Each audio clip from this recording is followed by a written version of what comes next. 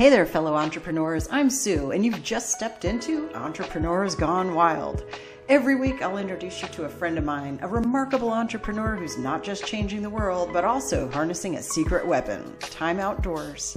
Together, we'll dive into their journey, unpack invaluable business advice, and discover why embracing the wild is not just good for the soul, but also a goldmine for inspiration and innovation. Ready to uncover the secret that's boosting bottom lines and fueling joy? Hit subscribe and join us in the wild.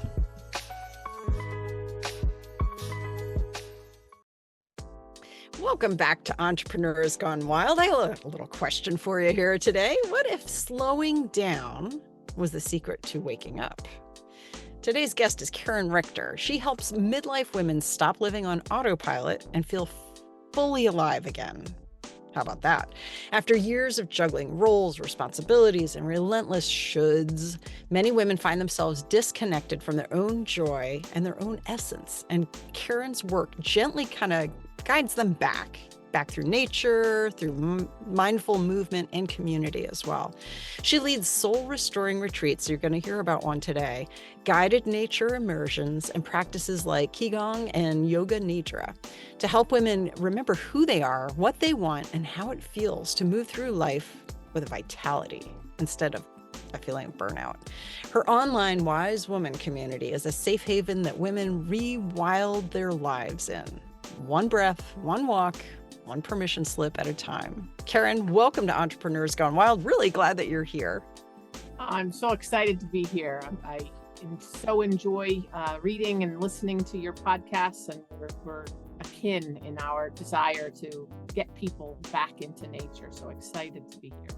Love it. Let's do that. We're going to shoo them outdoors. Go play, right?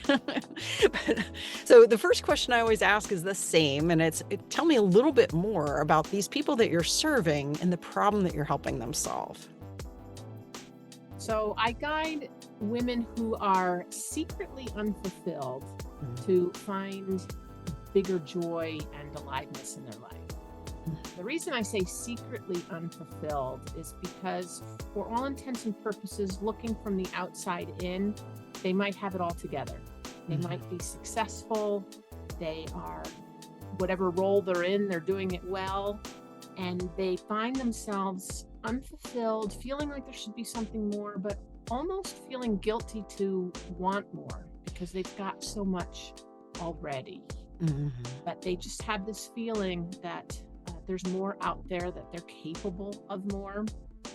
A lot of times it's women in midlife who are at a transition.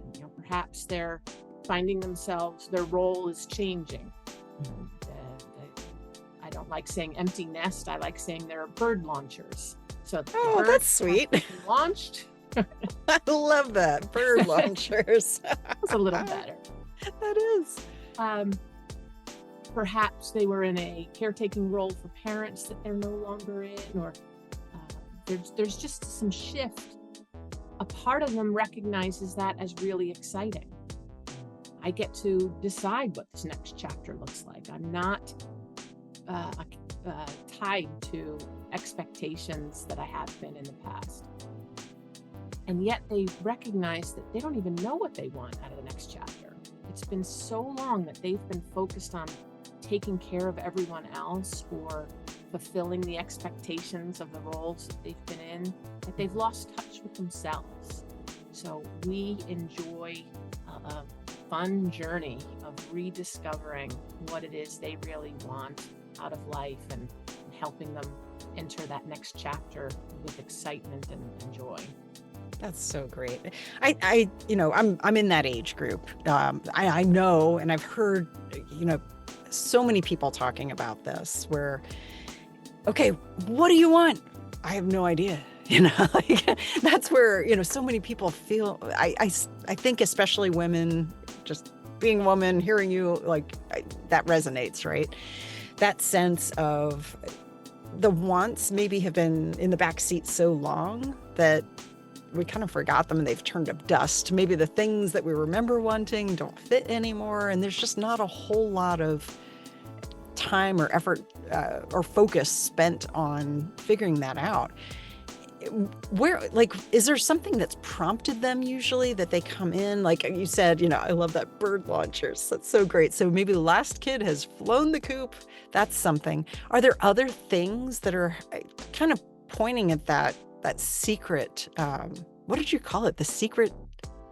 That secret. They are secretly unfulfilled. It's so great. I mean, I'm kind of seeing this, like sometimes these women have like everything going for them from the outside. It's like an Instagram account or something like, whoa, they're doing this. They're traveling there. Look at this. They did well in business. They've done this and that. But that secret unfulfilled thing, how does that show up other than, kids have just left and you're like, what do I do? What other things are kind of prompting people to come to you? It happens to coincide with menopause for most people.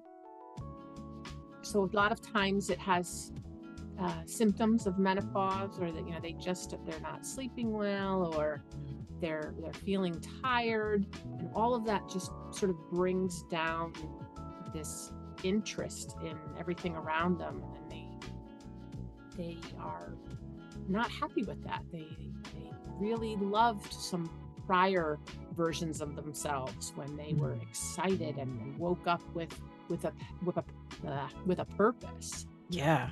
And now they're not sure what that purpose is anymore, because the things that really took the front seat aren't there anymore. So man. It's really a questioning of what's next, and deeper than that is, who am I? Sure. I mean, it's if I can say it, an existential crisis of sorts, really. It really is. Yeah. And is it happening more and more? Like, I always kind of thought that middle age, all right, well, maybe when you hit 50 or something. Like, I don't know why I picked that number back then, but I know a lot of these questions start coming up 35, 40, like it starts to really hit. And then there's that question that I think that sometimes is unspoken, but it's like, all right, I might have 50 more years here. Now what? That sense of coming to the halfway point in the book, maybe. Yes. Being able to see the other half. Yeah. Being able to see there is, maybe this isn't a good analogy, but the light at the end of the tunnel. Right. And starting to recognize, there's a finite amount of time that we have left. And what do I want that to look like? What do I want to be doing? Wow. Where I think previously we were just going along with the flow, and things were happening. We were jumping from home to college or jobs and into marriage and motherhood, perhaps. And there was just a progression that kept us busy. And now we're recognizing that some of those are falling off, and what do we want the second half to look like? Man, I love that. It's such a valuable question to ask, and in every arena, because we've got work life, and really anything's possible. Like, so many people you could be starting your own business. You could be, there could be all kinds of things, relationship wise. And then with the kids, but even like free time, that free time may be something they haven't had in eons. And now they're like, what do I do? Right? Oh my gosh. So they're coming to you. They're in this sense of, I think, a chapter, like we've closed one chapter, opening another page here.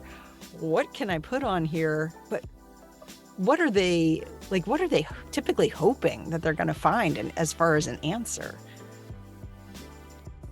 It's different for everyone, but I think the overall answer would be just more of that fulfillment, more of that energy and joy and excitement about living.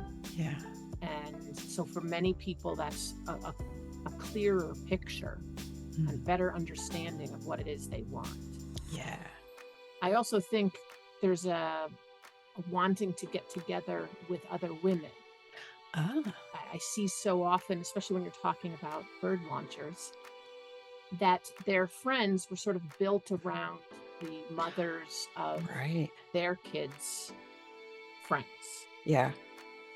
And then when the kids go off to college or move away for jobs, there's not a real reason for the moms to get together anymore. Yeah. Maybe they don't have that much in common. And it sort of isn't intentional. It just over the years sort of happens. And maybe it happens earlier. Mothers used to be together at the playground because you had to supervise your kids. So you're right together. And now the kids are a little bit older and driving themselves to their own park adventures. These women are missing that female companionship or the friendships that are, research shows how important it is for women to have other women friends. Oh, yeah. A lot of times they're looking for that kind of companionship or community. Yeah, and that can be really hard to find because, I mean, I always kind of joke about it being a bit like, if you're dating, it's like you're hoping there's some chemistry, oh, please be weird in the same way that I'm weird so that we can hang out and, like that kind of thing. Or it'll be, and then, oh, God help you if you're trying to do couple friends. Like, okay, now hopefully their husband is not a jerk and my husband and their husband will get along. Yeah, and now there's 4 people involved. Right. It's like, oh, goodness. So. Wow. Well, I mean, you're solving a huge need. That's wonderful work that you're doing. What's it like for people, they come in and they want to work with you? What happens? Well, I do multiple things. So it depends on what they're doing with me. One of the things I love doing the most are nature immersions because I found how nature has been so helpful for myself in the transitions that I've been going through. We can do nature immersions as a part of a group, and that can be in person, or I also lead nature immersions remotely, which people think, how can that be? We're supposed to be in nature, not on Zoom. But nature immersions, or many people know them as forest bathing or forest therapy, they are an opportunity to gather together, and I give a little bit of background and explain what we'll be doing. And then I offer invitations for them to go out to nature and have an interaction in a way that perhaps they wouldn't typically do or haven't done in the past.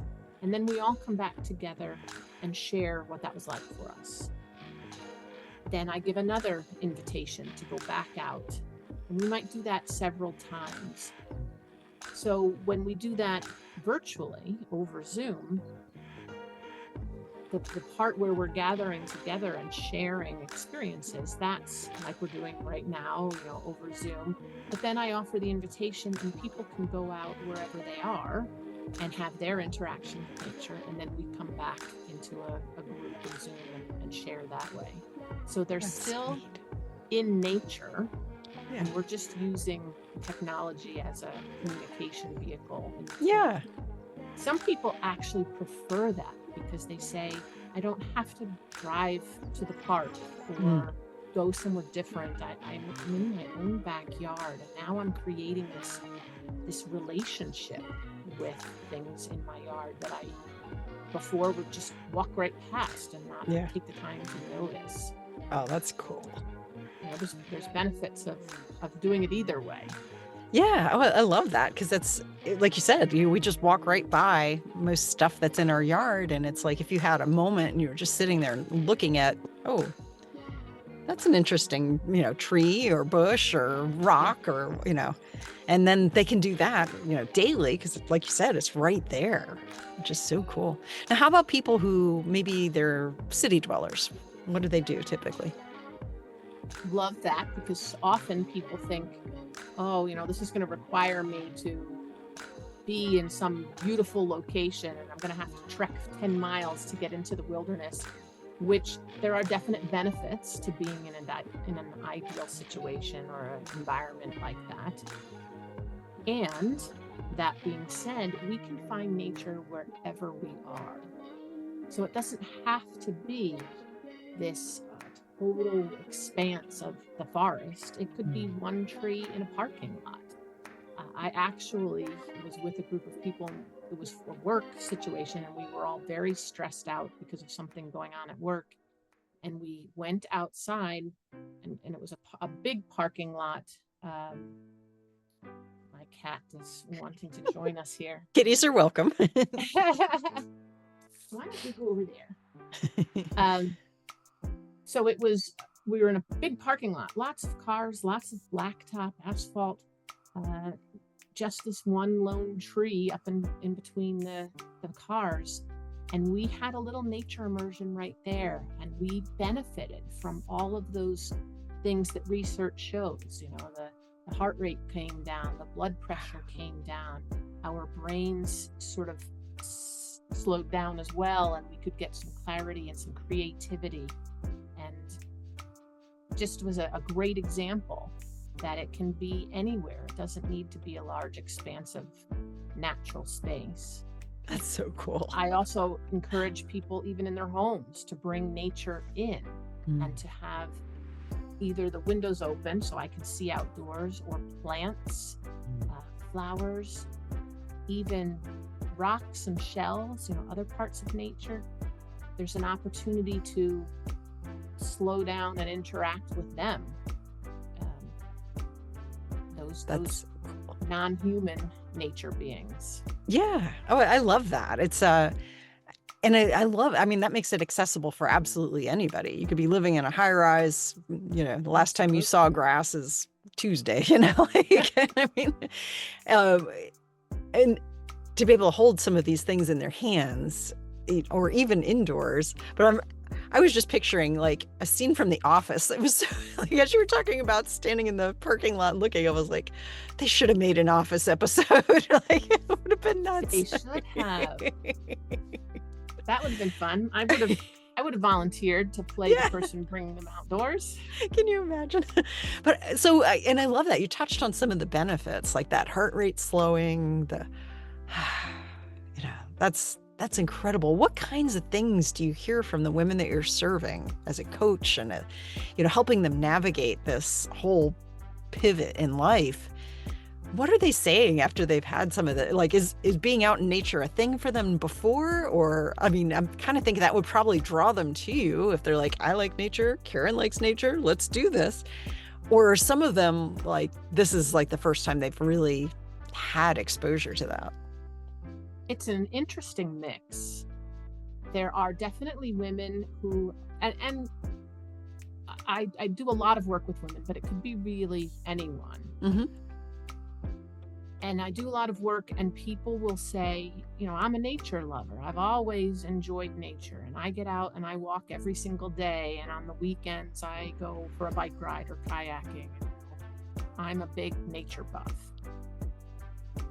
They will say they've never experienced nature in this way before. Yeah. And it was more of a location for them to be in, but they weren't immersed with it. They weren't part of nature. Yeah. Now they're saying, I feel like I have a real relationship and I have a deeper understanding of nature. Then there are people who are not comfortable in nature. They haven't spent a lot of time. Maybe they're those city dwellers and are a little concerned about bugs or things that make them uncomfortable. And it's so joyful for me to see them relaxing into it and recognizing that, yes, there are things that we should be on the lookout for. Luckily, I'm in a place where probably the biggest thing is poison ivy. And it's not going to really move and catch you. But, we talk a little bit about that, make sure everybody knows what to be on the lookout for depending on where we are. But to see them relax and open themselves up to what's available when you slow down and reconnect with nature. And then there's everyone in between, and some are saying it's, I think the first thing we notice is the feeling of calmness, relaxation. You can feel the heart rate and the blood pressure coming down. And there's so much research showing beyond that there are boosts to our immune system. There are more natural killer cells, or NK cells, which are things that fight things like cancer. We have gotten studies on the brain and cognitively what it does. And it really allows people to stop ruminating and just having that loop going in their head over and over, and instead be open to new ideas so they can really increase their creativity. So, and these all sound very positive. Sometimes in the moment, someone's experience might not feel very positive. It might open up grief. It might bring up unresolved trauma. But it was what they needed in the moment.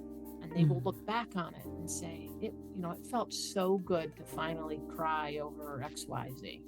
Wow. And now that's sort of passed through, and I'm open now to new experiences. That's amazing. I can never tell people what they will experience. Yeah. But I can say that nature will allow them to experience whatever it is that they need in the moment. That's so cool. I love, you drew kind of a very interesting distinction where somebody's like, oh, I go kayaking, or I do stand-up paddleboard, or I do this, or bike ride or something. I feel like so many people, and I'm because I've done this, it's like we have to justify the time outside. Like, well, I'm getting my exercise too. Or, oh, I'm listening to podcasts while I walk.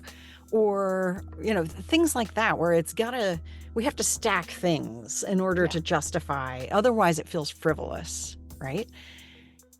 And yet, I think the most amazing benefits we get are just when we're just out there without that, agenda, or that, I'm going to accomplish this and this, and I'm going to have, I'm going to learn on the walk. And do you see, is there some pushback sometimes that you've experienced people having, on the do-it-yourself, go outside and play yourself now?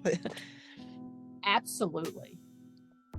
I will also say I have struggled with that over the years, that it feels selfish to be taking this time when there's other things I should be doing, or, we're so caught up in this accomplishment addiction, really. We have to have things that are a result of doing activity. And that's why I really enjoy the scientific research that shows what we are getting out of this, because I'm hopeful that people will give themselves permission when they hear you really are getting something out of this. There really is benefit, and a much different benefit than if you're outdoor. There are definitely benefits for being outdoors, going for a walk, listening to a podcast. There's all sorts of benefits there. And there are additional benefits, different benefits, if you go outside, don't walk, and don't listen to a podcast, but instead experience this slowing down, this increased awareness of what's around you. And it's just a totally different experience. I talk a lot about people go out for walks, but are they really in nature? They're in their heads. They're thinking about the meeting that they just got out of, or the party that they have to plan this weekend, or the argument that they had with somebody. They're not aware of what's around them. Yeah. Oh, so true. Here. So true. It's like you go outside to get a walk, to get away from that, but you bring it with you. You bring it with you. Exactly. Oh my gosh. Do you find, all right, I'm 57. I noticed that time, and everybody knows this, that time seems to speed up the older you get, right? I remember, a few years back when I was still mostly living indoors, just working, because I wasn't done with my work. I didn't think I was allowed to go out and play. Right? But I remember thinking, this is getting alarming how fast time is going. And I remember when I first started spending time outside, kind of kicking and screaming, because I was like, it's going to be buggy, hot, and boring. I don't want to do it, but I'll do it fine. And then I liked it. But I noticed, I'm like, okay, that boring part, that is to me, it feels like this sense of time slowing way down in an alarming way. Like, oh gosh, this is never gonna, like when you're stuck in traffic or you're stuck waiting or whatever, like that sense of waiting for something else to happen. now that I go outside, it definitely slows it down. That sense of time passing definitely seems to slow down, but it's not in that bored way. It's, I'm not anxious to get on to the next thing. Have you experienced that same thing? Absolutely. Multiple times. I've been blessed enough to have just finished walking for 6 weeks the Camino de Santiago from France to northwestern Spain. And there's a section of that called the Meseta, which is very flat and just farmland for as far as you can see. And there's so many people who talk about that being very boring. And there are some who skip that part of the pilgrimage because they say it's just so boring. I absolutely loved it. Time definitely slowed down. Maybe by boring, it means I don't know what else to think about because I've been walking for 2 days with the same scenery and I've already thought all those thoughts. Yeah. What's amazing is what new thoughts come to you in that quote unquote boredom. Wow. It felt like it lasted a long time in a good way. It was a long, slow, luxurious, that's a good word, luxurious walk.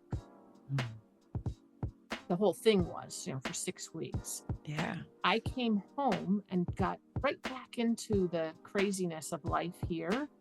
As much as I've been trying to still incorporate all that I've learned on the Camino. Time when I was home for 6 weeks before I even knew it. And that just threw me for a loop. I've been home as long as I was on that walk. I'd like that feeling of slowness. Because then when we were talking earlier about the second half, or what chapters are left of our life, it's not quite as scary when you think it can be slow and luxurious.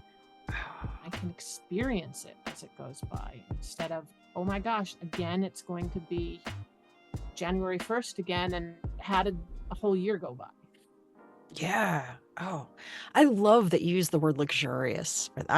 May I use that in marketing? It's not my word. I don't own it. That is such a cool thing. I kind of sometimes wonder, like the land that we're on here, nobody's ever lived here, in recent history. Nobody knows of anybody living here. There's no property records of anybody actually building necessarily or anything like that. It's very possible people lived here. Of course, I have no idea.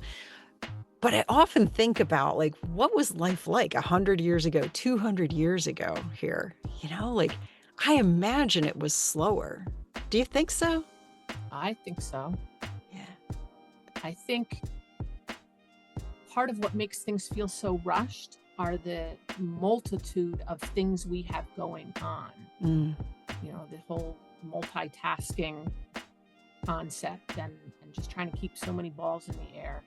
I think 200 years ago, the one thing you needed to do that day was XYZ chore. You had to chop down wood or wash the laundry or cook, and that was your main focus. Yeah. And back to the community idea. I think a lot of that was done in community. For sure. Especially the women sitting around and sewing together. Right.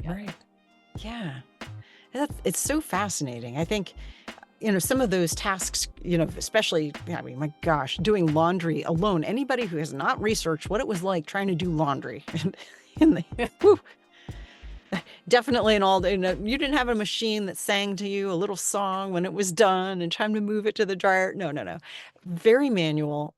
I almost wonder, because it was so repetitive too and so prolonged, if it almost became like a meditation. Maybe not the ones where you had multiple people, because you're going to chat, but anything that you did that's a long process, you're in here for the duration. This is your day. You are making candles, or whatever the thing is that you had to do.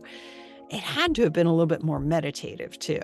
That's so cool. I don't think that we normally lavish that time on ourselves. That's kind of cool. Today we see it as in impinging on our day. Right. Or inefficient, Yeah. I remember going to some business seminar decades ago, and the person was saying something about, everybody had to stand. And it was like, if you still clean your house, stay standing, everybody else sit down. And I was like, I guess we're not supposed to do that. Okay, if you're still cutting your lawn, sit. And I got the distinct instruction, basically, that anything that we could outsource, we should do that. I find now, like, my favorite thing, one of my best ways I get ideas is out mowing the lawn, like push mowing. We have a lot of acreage, so it's ridiculous. The neighbors are always like, why don't you get a tractor? We have one, but not for these parts, But I love it. And, is it super efficient? Absolutely not. Paving it would probably be very efficient. I don't want to do that either. It's a weird thing. Do you have advice on somebody who's almost like seeking permission to have that, or what can they tell themselves to give themselves that permission to have that inefficiency in their life? A lot of what I talk about is listening to our own bodies and listening to our own internal wisdom. I believe we've lost touch with that over the last couple hundred years, when we're not paying attention to what it is we desire and we want. We're just going along with what society is telling us is the next thing. When we slow down and listen, we can feel what it is our body wants. And if your body is craving to get outdoors and get behind the push mower, there's got to be benefits to that. There's a reason your body is telling you that, or your soul, or whatever you want to call it. There's some kind of calling telling you to do it. And again, I can go back to citing scientific studies that do show the benefits. And so if that's what people need for permission, that this is a good thing. I also, I don't have a push mower, but I have a walk behind lawn mower, and I love to mow the lawn. And so many people say, why don't you pay somebody else to do that and get a lawn service? And at first I allowed myself to give myself permission by saying, the money that I'm saving, or let me say it a different way. If I had to pay someone to come and mow my lawn, and then I'm not getting that exercise, and so then I would go and pay to go to the gym, look how expensive that is. And so I gave myself permission to mow the lawn because I said, I'm saving money and I'm getting exercise. Over the years, I've realized it's my sanity. It's my time to get clear on what it is Karen wants to be doing or saying or involved in. That's so cool. Yeah. So it's like you're saving on the gym membership and the therapy, right? Yeah. And therapy. And probably some pharmaceuticals as well, right? Yeah. I do talk about nature as being the prescription. That's so great. It's definitely. It does a lot of what some prescription drugs do. Oh, yeah, definitely. I mean, just look at heart, blood pressure meds, It's like, I mean, don't go off your meds. I'm not a doctor, but we're not doctors here. Oh my gosh. All right. But now it I know is interesting in other countries, doctors do prescribe time out in nature as an antidote to things. I love that. They will say how many times a day for how long to get out into green spaces. Wow. That's amazing. Yeah. I love that. I would love to get a prescription like that. Sorry, doctor's note. That's so great. Yeah. All right. Now I know you have a very exciting event coming up. Talk to us about that. I do. I have a retreat called the Awakening Aliveness Retreat. And it's all about releasing the shoulds and shedding the stress and returning to our true nature. One of the reasons I love the space where we will be is because of the land. And I was lucky enough to be there and see the retreat center. And it's on this land that is beautiful, lush cloud forest in the mountains of Costa Rica. And it had been for many, many years down and pasture land. So it was acting the way society wanted it to act. And 50 years ago, the landowner said, I want to bring it back to its true nature. I want to allow it to grow naturally. And it's taken 50 years to bring it back to its natural state. And now, beautiful birds and animals have returned, and it's just gorgeous. I love that message for the women who will be with me for this retreat, that it's never too late to discover your true nature and to bloom into that beauty. And so many of us feel like that land must have felt when it was a pasture. We are doing a great job at being a pasture, and we're supporting these cows that are and the farmer that are living off of the land, but just doesn't feel right. So here's this land sharing that message with these women, saying, come and spend time with me, spend time in these beautiful, luxurious activities. We will be doing nature immersions, yoga nidra, which is rest meditation. So a lot of people get thrown off by the word yoga, but it's if you can lay down and get cozy under a blanket, you can do. You're doing it.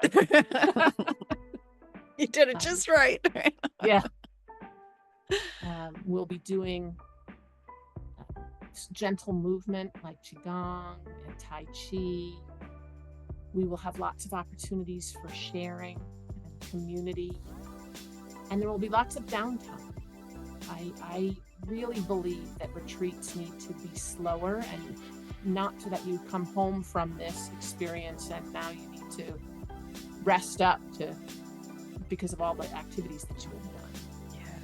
So I'm really excited because it's luxurious. All the details have been taken care of. It's all inclusive. And yet it's not just for that week and then it's over. We will have a community beyond that. We have opportunities to connect beforehand, and it is learning self-care practices that you can bring home and continue to do and integrate into your life. The same way I'm bringing my learnings from walking the Camino de Santiago into my everyday life. We'll be bringing some of these practices into everyday life when we return home. So it's an ongoing experience, not just the week in Costa Rica. I love that. That is so cool. Man, so cool. That's fantastic. I would imagine you'll do it again and again because it's like, what a great experience. I can tell already. That's going to be really cool. We did. This is my first international one. We did one Wow. last year on the banks of the Potomac, and it was just fabulous. And you talked earlier about playing or fun, and that's another piece that we bring into it. It's just allowing ourselves to be back like children. We, especially women, haven't given themselves permission to play and have fun. And so what does that look like? What could be possible for you if you let yourself just relax, play, and listen to what your true nature wants? It's so cool. Who knows what could happen from that, Yeah. that. Go home and become all playful and stuff. Crazy. It's crazy talk, Karen. Crazy. All right, I have to ask, what is your favorite way to spend time outside? That thing that you do, and it's like you get the great ideas or just feel really amazing. It's a hard question to answer because there are so many things. And I do enjoy the more productive things. I love to hike. I love kayaking, stand-up paddleboarding. If I'm looking for that reconnection and that slowing down clarity feeling, and I've tried to come up with a word that I feel, and it's content, but it's beyond that. So the only word I can come up with is bliss. And so if I'm looking for this blissful state, I simply go out into nature and do nothing. I have a sit spot which was part of my certification to become a certified nature and forest therapy guide, was to find our sit spot and really connect with it and spend time. And that has just been such a comfort to go to a spot, not planning to think through any problems or come up with anything new. I'm just going to sit. And I feel so welcomed by nature, so comforted, secured. And it's amazing the ideas that do pop into my head, even though I wasn't going there with the intention to have those ideas. It's like bonuses. Yeah. That's so great. Man, well, I love this. I encourage everybody to find a sit spot. Yeah. Start out with just 5 minutes, but if you could work up to 20 minutes of sitting and just observing what's around you and observing what's going on in your body, it's amazing. That's so great. And you can do it anywhere. Anywhere. It can be sitting in front of a potted plant, if you're not able to get outdoors. Yeah, that's wild. All right, where can people find out more about you and in the retreat and everything? My website is confidentbynature.com, and that has a link to both my ongoing nature immersions as well as the retreat itself. I also have a free guided visualization. So those people that say, I can't get out into nature, you can spend 10 minutes and have this lovely little stroll through nature and reap the benefits of it. So confidentbynature.com. I'm also on Facebook as Karen S. Richter Cohesive Outcomes, Cohesive Outcomes is the umbrella name of my company, where Confident by Nature is the nature specific piece. And I'm also on Instagram, Cohesive Outcomes. Love it. So great, man. I'm just thrilled with what you're doing in the world. This is a really important work that you're doing, and I'm so glad you were my guest. And the feeling is mutual. I think it's so important, the message that you're bringing and helping people reconnect to nature and see how much that can benefit them, their businesses, their world. So thank you for all that you do and all the people that you're touching. We'll do it together. Yay.